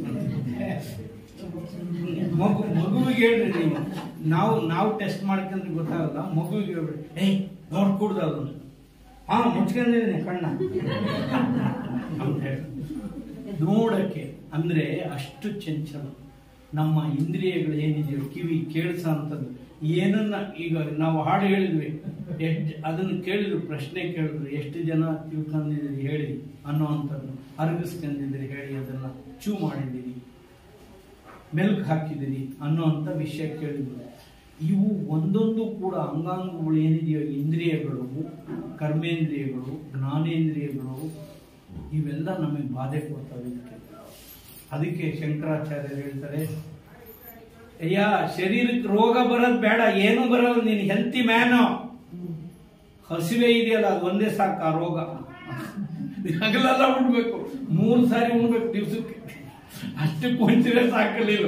ಆಮೇಲೆ ಇನ್ ಬಿಡು, ಅದು ಆಸ್ಪತ್ರೆಗೆ ಹೋಗೋದು, ಡಾಕ್ಟರ್ ಎಕ್ಸ್ರೇ ತೆಗೆಸಂಬರೋದು, ರಕ್ತ ಪರಿಚಯ ಅದೆಲ್ಲ ಬಿಟ್ಬಿಡಪ್ಪ. ನಿನ್ಗೆ ಬರೀ ಹಸಿವು ಅನ್ನೋಂಥ ಬಾಧೆ ಇದೆಯಲ್ಲ, ಅದು ಆವಾಗ ನಿರಂತರವಾಗುತ್ತೆ. ಒಂದೇ ದಿನ ಯಾವ ಕಾಲಕ್ಕೂ 10 ವರ್ಷಕ್ಕಾಗಷ್ಟು ಬಟ್ಟೆ ತುಂಬಿಸ್ಕೊಳಕ್ಕಾಗಲ್ಲ. ಒಂದು 4-5 ಗಂಟೆ ಇರೋಷ್ಟು ತುಂಬಿಸ್ಕೋಬಹುದು ಅಷ್ಟೇ. ಅದು ಕೇಳ್ತಾರೆ, ಬಾಡಿ ಇಸ್ ಎ ಡಿಸೀಸ್, ದೇಹನೇ ರೋಗ ಕಣಯ್ಯ ಅಂತ ಹೇಳ್ತಾರೆ. ನಿನಗೆ ಬಾಯಾರಿಕೆ ಆಯ್ತು, ನೀರು ತಕ್ಷಣ ಬೇಕು, ಇಲ್ದಿದ್ರೆ ನೀನು ಉಳಿಯಲ್ಲ. ನಿನ್ನ ದೇಹನೇ ರೋಗ, ಏನೂ ಬೇಕಾಗಿದೆ ನಿನಗೆ. ಎಕ್ಸ್ಟ್ರಾ ಏನು ಕೋವಿಡ್ ಅಂತದ್ದೇನು ಬರಬೇಕಾಗಿಲ್ಲ. ನೀನು ಸರಿಯಾಗೇ ಇರು, ಕೈ ಕಾಲುಗಳೆಲ್ಲ ಅದಕ್ಕೆ ತಣಿಸದೆ ನಿನಗೆ ಕಷ್ಟ ಇದೆ ಅಂತ ಹೇಳ್ತಾರೆ. Body it self is A disease ಅಂತ ಹೇಳ್ತಾರೆ. ಸೊ ಇಷ್ಟು ನಾವು ದಾಟಿ ಹೋಗ್ಬೇಕು. ಈ ನಿರ್ಲಿಪ್ತ ಭಾವನೆ ಬರ್ಬೇಕಾದ್ರೆ, ಆಶಾರಹಿತರಾಗಬೇಕಾದ್ರೆ, ಕೆಲವರು ಕೇಳ್ತಾರೆ, ಆಸೆ ಇಲ್ಲದಿದ್ರೆ ಏನ್ ಸರ್, ಫುಟ್ಬಾಲ್ ಆಡ್ತಾರೆ, ಅದಕ್ಕೆ ಒಂದು ಗುರಿ ಇರಲ್ವ ಸರ್ ಅದಕ್ಕೆ. ಸರಿ, ಜೀವನನ ತಗೊಳಕ ಸ್ಪೋರ್ಟಿವ್ ಆಗಿ ತಗೊಳಕ್ ಅದು ಬೇಕು. ಏನಂದ್ರೆ ಜೀವನನ ಅರ್ಥ ಮಾಡ್ಕೋಬೇಕಾದ್ರೆ ನಾವು ಬುದ್ಧಿ ಹೇಳ್ಬೋದು. ನೋಡ್ರಿ, ಒಂದು ಫುಟ್ಬಾಲ್ ಆಟ ಇದ್ದಂಕಂಡ್ರಿ ಜೀವನ ಅನ್ನೋದು. ನೋಡಿ, 10 ಜನ ನಿನಗೆ ಪಾಸ್ ಕೊಡ್ತಾರೆ, ನಿನ್ನ ಗುರಿ ಯಾವಾಗಲೂ ಜೀವನದ ಗುರಿ ಎದುರುಗಡೆನೆ ಇರುತ್ತೆ. ಅದಕ್ಕೆ ಗೋಲ್ ಹೊಡಿಬೇಕು. ಆ ಗೋಲ್ ಹೊಡಿಯಕ್ಕೆ ಹೋದ್ರೆ ಆ ಕಡೆ 11 ಜನ ಇದಾರಲ್ಲ, ಅವ್ರು ಚೆಂಡು ಕಾಲ ಹೊಡಿತಾನೋ, ನಿನ್ನೆ ತಲೆ ಡಿಕ್ಕಿ ಹೊಡಿತಾನೋ, ನಿನ್ನ ತಲೆಗೆ ಹೊಡಿತಾನೋ, ನಿನ್ನೆ ಕೆಡವೆ ಬಿಡ್ತಾನೋ, ತೊಡರುಗಾಲು ಕೊಡ್ತಾನೋ, ಏನೇನೋ ಮಾಡ್ತಾನೆ. ಅದನ್ನೆಲ್ಲ ತಪ್ಪಿಸಿ ನೀನು ಗೋಲ್ ಹೊಡಿಬೇಕು. ನಮ್ದೇ ಗೋಲ್ ಅಂತಂದ್ರೆ ಅದಕ್ಕೇನು ಕಷ್ಟಪಡ್ಬೇಕಾಗಿಲ್ಲ. ಒಂದು 5-6 ಮಾಡಿ ಹೋಗ್ಬಿಟ್ಟು ಅಲ್ಲಿ ಧುಮುಕಿ ಬಿಟ್ರೆ ಯಾವ ಕಷ್ಟನೂ ಇಲ್ಲ, ಯಾರು ಇಟ್ಕೊಳಲ್ಲ. ರಾತ್ರಿ ಹೊತ್ತು ಹೋಗಿ ಧುಮುಕಿಕೆ, ಅದಕ್ಕೆ ಸೆಲ್ಫ್ ಗೋಲ್ ಅಂತ ಕರೀತಾರೆ, ಆತ್ಮಹತ್ಯೆ ಅಂತ ನಾವು ಕರಿತೀವಿ. ಅದಕ್ಕಲ್ಲ, ಬದುಕಿನಲ್ಲಿ ಏನ್ ಮಾಡ್ತೀವಿ, ಎದುರುಗಡೆಗೆ ಹೋಗ್ತೀವಿ, ನಮ್ಮ ಗುರಿ ಎದುರುಗಡೆ ಇದೆ, ಆ ಗೋಲ್ ಹೊಡಿಬೇಕು.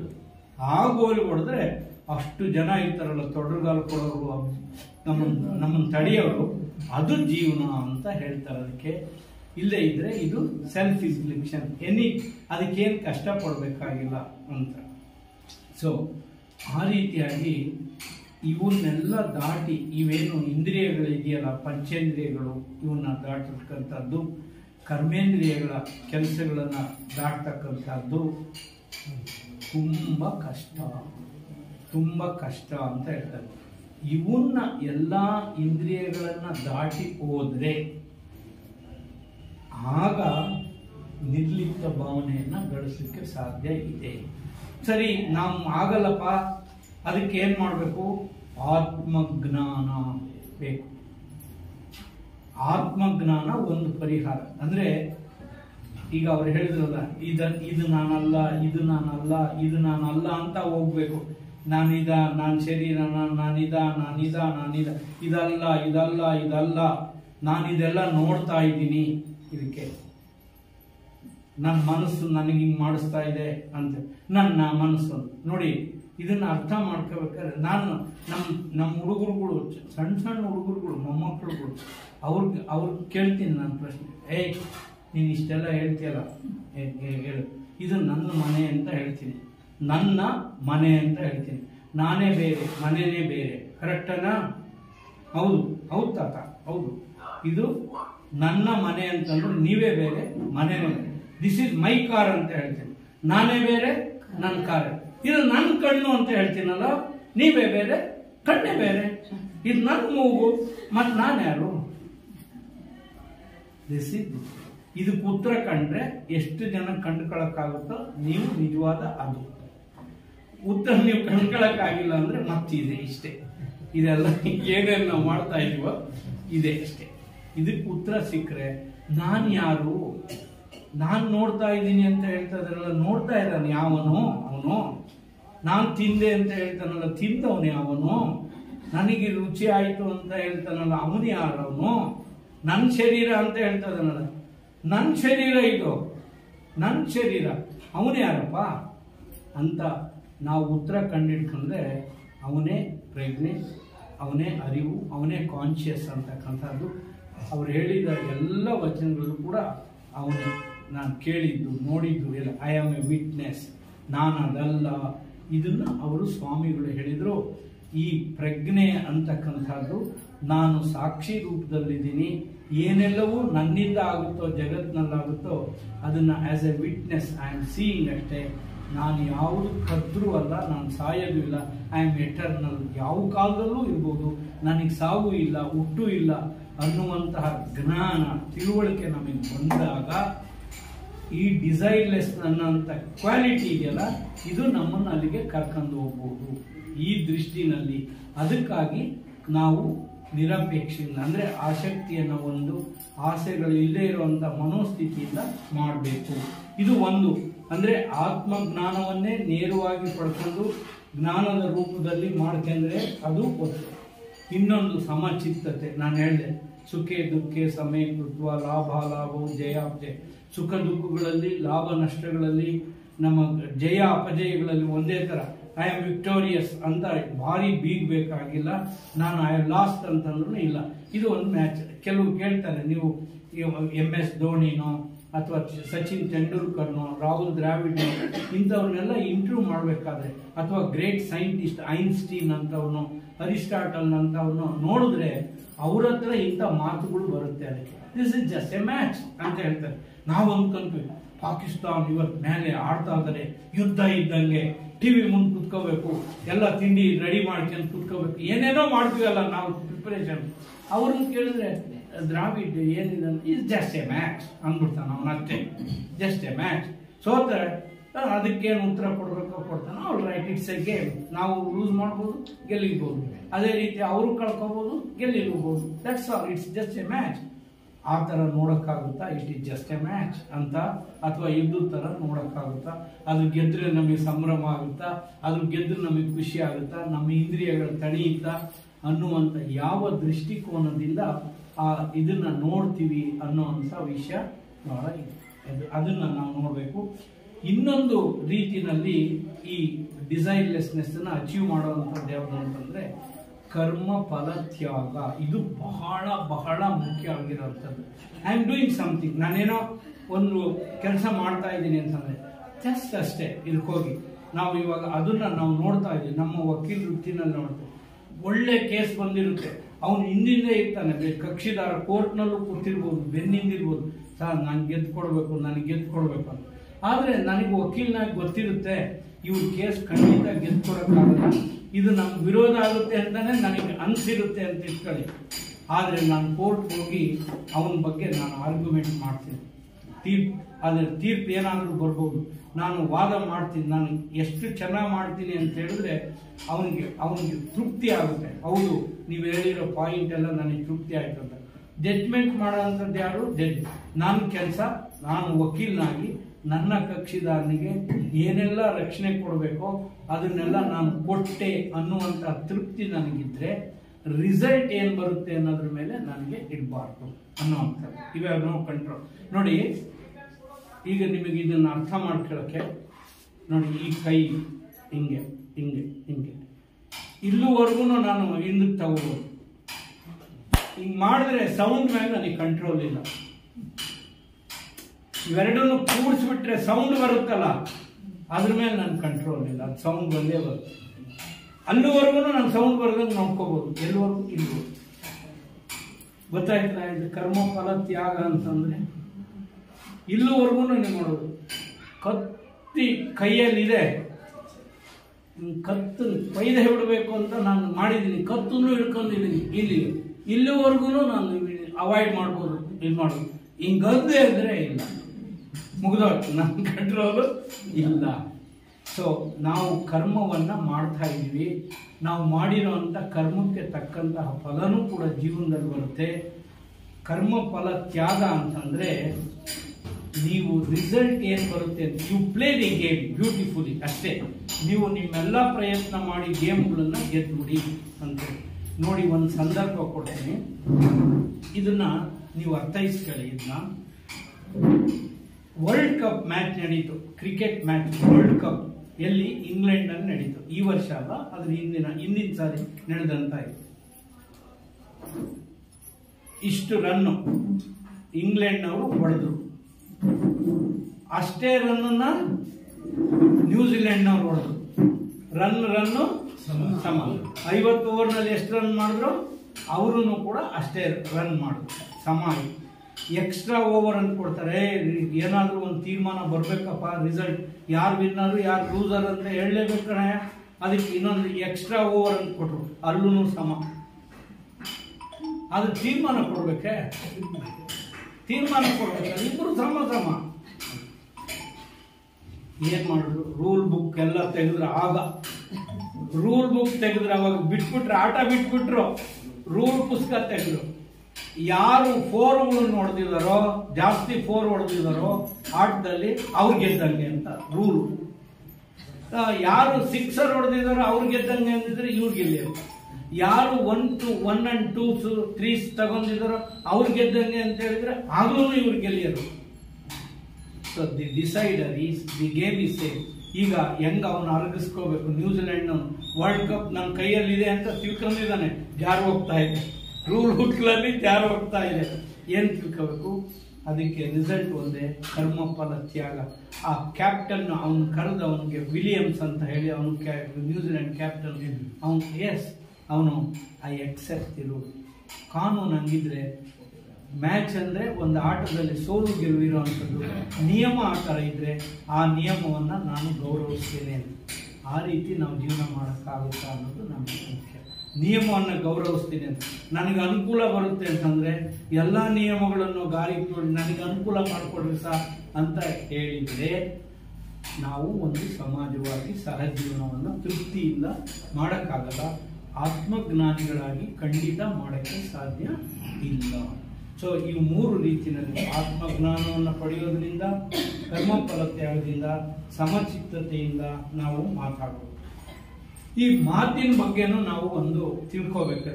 ಇದಕ್ಕೆ ನಾನು ನಾಗರಾಜ್ ಅವರ ಹತ್ರ ಈಗಾಗಲೇ ತಿಳಿಸ್ತಾ ಇದ್ದೀನಿ, ನಾನು ಮೌನಿ ಆಗಕ್ಕೆ ಹೊರಟಿದ್ದೀನಿ, ಮಾತಾಡಬೇಕು ಸಾಕು ಅಂತ ನನ್ನ ಮನಸ್ಸು ಹೇಳ್ತಾ ಇದೆ ಅಂತ ಅನೇಕ ಸಾರಿ ಅವ್ರಿಗೆ ಹೇಳ್ತಾ ಇದ್ದೀನಿ.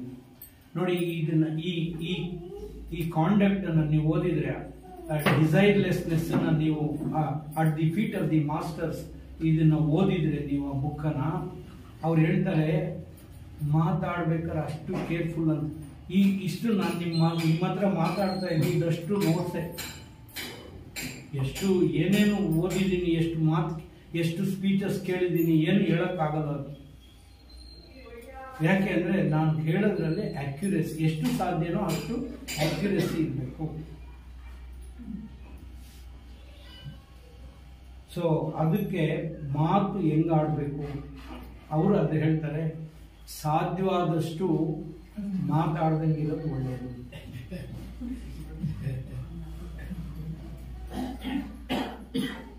ಮಾತು ಹೆಂಗಿರ್ಬೇಕು ಅಂತಂದ್ರೆ ಅವ್ರು ಎಷ್ಟೇ ಹುಡುಕಿದ್ರು ಅದು ಸತ್ಯವಾಗೇ ಇರಬೇಕು. It must be truth. ಅಷ್ಟು ಸಾಲದು, ಅದೊಂದೇ ಕ್ವಾಲಿಫಿಕೇಶನ್ ಸಾಲದು. ಇಟ್ ಮಸ್ಟ್ ಬಿ ಕೈಂಡ್, ಅದು ಹೆಲ್ಪ್ಫುಲ್, ಇನ್ನೊಬ್ಬರಿಗೆ ಸಹಾಯ ಆಗುವಂಥದ್ದಿತ್ತು. ನಿನ್ನ ಮಾತಿನಿಂದ ಇನ್ನೊಬ್ಬರಿಗೆ ಸಹಾಯ ಆಗೋದಾದ್ರೆ ಅದು ಸತ್ಯವೂ ಆಗಿದ್ರೆ ಉಪಕಾರ ಆಗುತ್ತೆ. ಅಂದರೆ ದಯೆಯಿಂದ ಕೂಡಿದ್ರೆ ಅಂಥ ಮಾತುಗಳನ್ನು ಆಡಬೇಕು ಅಂತ ಹೇಳ್ತಾರೆ. ನೋಡಿ ನಾವು ಇಲ್ಲಿ ನಮ್ಮ ಹಿರಿಯರು ಇದ್ದಾರಲ್ಲ, ಅವ್ರು ನೋಡಿ ಒಂದು ಮಾತಾಡ್ಬೇಕಾದ್ರೆ ಅಷ್ಟು ಎಚ್ಚರದಿಂದ ಮಾತಾಡ್ತಾರೆ. ಯಾರು ನಮ್ಮ ಶತ್ರು, ಅವ್ರು ಒಂದೊಂದು ಮಾತು ಹೇಳ್ಬೇಕಾದ್ರು ಬರ್ಕೊಂಬಂದು ಹೇಳ್ತಾರೆ. ಅದನ್ನ ನಾವು ಕೇಳಿದ್ವಿ, ನಾವು ಕೇಳ್ತಾ ಇದೀವಿ. ಈಗ ಇಲ್ಲಿ ಥಿಯಾಸಫಿನಲ್ಲಿ ಯಾರೇ ಮಾತಾಡಲಿ, ಸುಮ್ಮನೆ ಬಂದು ಕ್ಯಾಶುವಲ್ ಆಗಿ ಯಾರೂ ಮಾತಾಡೋದು, ಎಲ್ಲರೂ ಕೂಡ ಬಹಳ ಎಚ್ಚರಿಕೆಯಿಂದ ಜವಾಬ್ದಾರಿಯಿಂದ ಈ ಮಾತನ್ನು ನಾನು ಹೇಳ್ಬೋದಾ, ಇದ್ರ ಪರಿಣಾಮ ಏನು ಅಂತ ಯೋಚಿಸಿ ಮಾತಾಡ್ತಾರೆ. ಥಿಯಾಸಫಿಯ ಪ್ರಿನ್ಸಿಪಲ್ ಅಷ್ಟು, ನಾವು ಸಾಧ್ಯವಾದಷ್ಟು ಸತ್ಯವಾಗಿದ್ರೆ, ದಯೆಯಿಂದ ಕೂಡಿದ್ರೆ, ಇನ್ನೊಬ್ಬರಿಗೆ ಉಪಕಾರ ಆಗೋಂಥದ್ದಾದ್ರೆ ಮಾತಾಡಬೇಕು, ಇನ್ನೊಬ್ಬರಿಗೆ ನೋವಾಗೋಂಥ ಮಾತುಗಳನ್ನೇ ಆಡಬಾರ್ದು. You cannot hurt by your person. ನೋವನ್ನೇ ಉಂಟು ಮಾಡದೇ ಇರುವಂಥ ಮಾತುಗಳನ್ನು ಆಡಕೂಡದು ಅಂತ ಇದೆ. ಸರಿಯಪ್ಪ, ನಿಮ್ಮ ಜವಾಬ್ದಾರಿ ಆಯಿತು, ಅಧಿಕಾರಿಗಳಿಗೆ ನಿಮ್ಮ ಕರ್ತವ್ಯದ ರೂಪದಲ್ಲಾದರೆ ನೀವು ಮಾಡಬೇಕು ಅಂತ ಇದೆ. Duty bound. ಇವಾಗ ನಿಮಗೆ ಯಾವುದೋ ಒಂದು ಘಟನೆ ನೋಡ್ತೀರ, ಅದನ್ನು ತಹಸೀಲ್ದಾರ್ರಿಗೋ ಪೊಲೀಸ್ನವ್ರಿಗೋ ಯಾರಿಗೋ ತಿಳಿಸ್ಬೇಕು, ಅಥವಾ ಪೊಲೀಸ್ನವ್ರು ಎನ್ಕ್ವೈರಿ ಮಾಡ್ತಾರೆ, ನೀವು ಇದರಂತೆ ಸಾಕ್ಷಿ ಅಂತೆ ಏನು ಅಲ್ಲಿ ಹೇಳ್ಬೋದು. ಏನನ್ನು ನೋಡಿದ್ರೂ ಅಷ್ಟು ವಿಷಯಗಳನ್ನು ಹೇಳಬೇಕು. ಅಂಥ ಸಂದರ್ಭಗಳನ್ನು ಹೊರತುಪಡಿಸಿ ನಮ್ಮ ನಾಲಿಗೆಯ ತೃಪ್ತಿಗೋಸ್ಕರ ಯಾವುದೇ ಮಾತುಗಳನ್ನು ಇಚ್ಛಾನುಸಾರ ಆಡಕ್ಕೆ ಬರಲ್ಲ. ಥಿಯಾಸಫಿಸ್ಟ್ ಅಂದರೆ ಏನಂದರೆ ನಮ್ಮ ಮಾತಿನ ಮೇಲೆ ಇಡಬೇಕು, ಎಷ್ಟು ಸುಂದರವಾಗಿದೆಯೋ, ಎಷ್ಟು ಜೀವನವನ್ನು ಪ್ರೋತ್ಸಾಹಿಸಬೇಕೋ ಅಂಥ ಮಾತುಗಳನ್ನೇ ಆಡಬೇಕು ಅನ್ನುವಂಥದ್ದು ಇದೆ. ಆದರೆ ಅದಕ್ಕಿಂತ ಅವ್ರು ಏನು ಹೇಳ್ತಾರೆ ಅಂತಂದರೆ, ಮೌನ ಒಳ್ಳೆಯದು ಅಂತ ಹೇಳ್ತಾರೆ. ಮಾತನ್ನ ಆಡಿದ್ರೆ ಈ ಥರ ಆಡಿ, ಮೌನ ತುಂಬ ಒಳ್ಳೆಯದು. Silence is there. ಅದಕ್ಕೆ ಅಷ್ಟೇ, ಸುಮ್ಮನೆ ಇರಪ್ಪ ಅಷ್ಟೇ, ಏನಾರು ಮಾತಾಡ್ತೀವಿ. ಸುಮ್ಮನೆ ಇರೋರಿಗೆ ಅದೇ ಸಾಧನೆ. ಮೌನ ಅಂದರೆ ಹೆಂಗಿರುತ್ತೆ ಅಂದರೆ, ಸೊ ಅದಕ್ಕೆ ಹೆಂಗಿರ್ಬೇಕು ಜೀವನದಲ್ಲಿ ಅಂತ ನಾನು ಯಾರನ್ನ ಕೇಳಿದೆ, ಸತ್ತಾಗಿರ್ತೀಯಲ್ಲ ಹಂಗಿರುತ್ತೆ, ನೀನು ಸತ್ತಾಗಿರ್ತೀಯಲ್ಲ ಹಂಗಿರೋಗೆ, ಹಂಗಾದ್ರೆ ಏನು ಪ್ರಾಬ್ಲಮ್ ಬರೋದು ಅಂತ ಹೇಳಿದೆ. ಸೊ ನಾವು ಜೀವಂತವಾಗಿದ್ದಾಗಲೇ ನಾವು ಮೃತ್ಯುಮುಖರಾಗಿ, ಅಂದರೆ ಈಗ ಇಲ್ಲೇ ಇದ್ರೆ ಏನು ಅನವಶ್ಯಕವಾಗಿ ಮಾಡಲ್ವೋ ಅದನ್ನು ಮಾಡಬಾರ್ದು ಅಂತ ಹೇಳ್ತಾರೆ. ಅದರಿಂದ ನೋಡಿ, ಎರಡು ಇದನ್ನು ಹೇಳ್ಬೋದು. ಮಾತಿನಿಂ ನಗೆ ನುಡಿಯು, ಮಾತಿನಿಂ ಹಾಗೆ ಒಲೆಯು, ಮಾತಿನಿಂ ಸರ್ವ ಸಂಪದವು, ಲೋಕದಳು ಮಾತು ಮಾಣಿಕ್ಯ ಸರ್ವಜ್ಞ ಅಂತ. ಮಾತಿನಿಂ ನಗೆ ನುಡಿಯು. ನಾವಿವಾಗ ನಕ್ವಿ, ಜೋಕ್ಸ್ ಹೇಳಿದ್ವಿ, ಎಷ್ಟೆಲ್ಲ ಹೇಳಿದಲ್ವಾ. ಇದು ಯಾವುದರಿಂದ ಸಾಧ್ಯ ಆಯಿತು? ಅಂತ ಸಂದರ್ಭವನ್ನು ನಾವು ಸೃಷ್ಟಿ ಮಾಡೋದು ಮಾತಿನಿಂದನೇ ಸಾಧ್ಯ ಆಯ್ತದು. ಮಾತಿನಿಂ ನಗೆ ನುಡಿಯು. ಶತ್ರುತ್ವ ಯಾಕೆ ಬರುತ್ತೆ ಸರ್? ಅವನು ಮೊನ್ನೆ ನನಗೆ ಬೀದಲ್ಲಿ ನಿಂತ ಹಿಂಗಂತಾನಲ್ಲ ಸರ್, ಏನೋ ಮುಟ್ಟೋಣ ಅಂತ ನಂದು, ನೀವೇ ಹೇಳಿ ಸರ್, ಅವನು ನನ್ನ ವಯಸ್ಸೇನು ಅವನ ವಯಸ್ಸೇನು, ನನಗೆ ಹಿಂಗೆ ಅಂತ ಸರ್, ನಾನು ಸುಮ್ಕಿರ್ಬೇಕಂತ ಸರ್, ಅದು ಯಾವ ಪೊಲೀಸ್ನವ್ರಿಗೆ ಹೇಳಿ ಸರ್ ಅಂತ. ನೀವು ನೀವು ನೀವು ಹೊಡೀರಿ ಅಂತ ಹೇಳಿ ಸರ್, ನಾನು ಹೊಡ್ಬರ್ತೀನಿ ಅಂತ. ನನ್ನ ಯಾಕೆ ಕೇಳ್ತೀಯ? ನಿನ್ಗೆ ಏನಾರು ಅಂದಿದ್ರೆ ನೀನೇನು ಬೇಕಮ್ಮ, ನನ್ನ ಯಾಕೆ ಕೇಳ್ತೀಯ ಅಂತ. ನೀವೊಂದು ಮಾತು ಹೇಳ್ರಿ ಸರ್, ಹಂಗನ್ರಿ ಸರ್, ಹೊಡೆದ್ ಬಾ ಅಂತ. ಇಲ್ಲಪ್ಪ, ನಾವು ಹಂಗೆಲ್ಲ ಹೇಳಕ್ಕಾಗಲ್ಲ, ನೀನ್ ಏನ್ ಬೇಕೋ ಮಾಡ್ಕೋ ಅಂತ.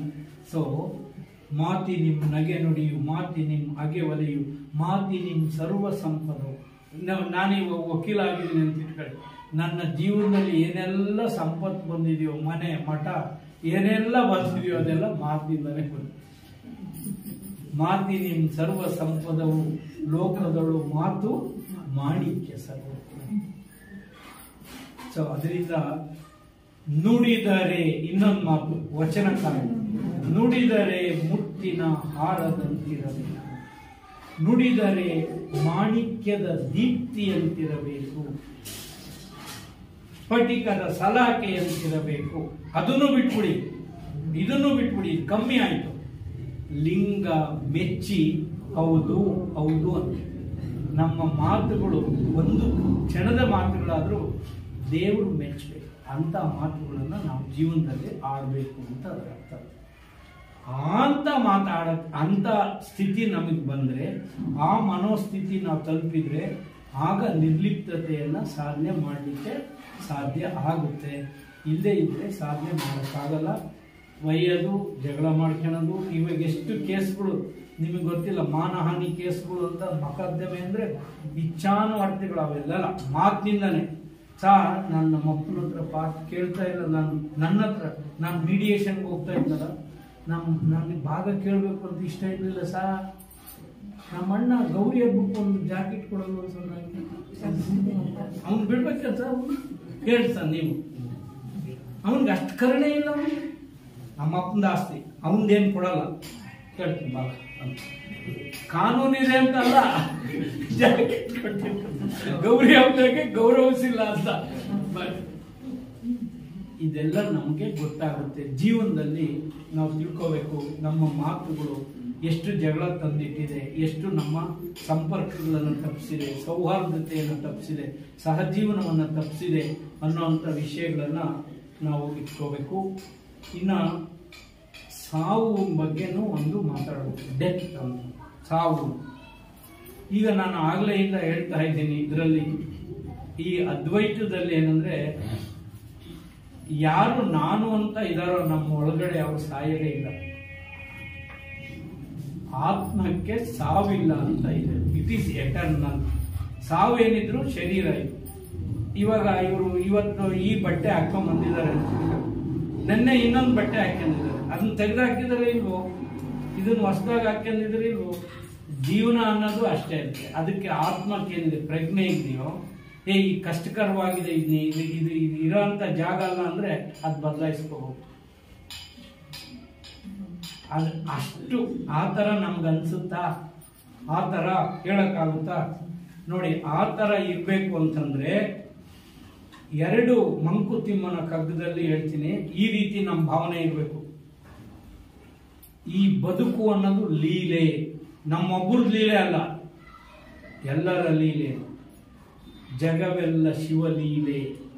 ಆ ತರ ಜೀವನ ನೋಡಕ್ಕಾಗುತ್ತಾ?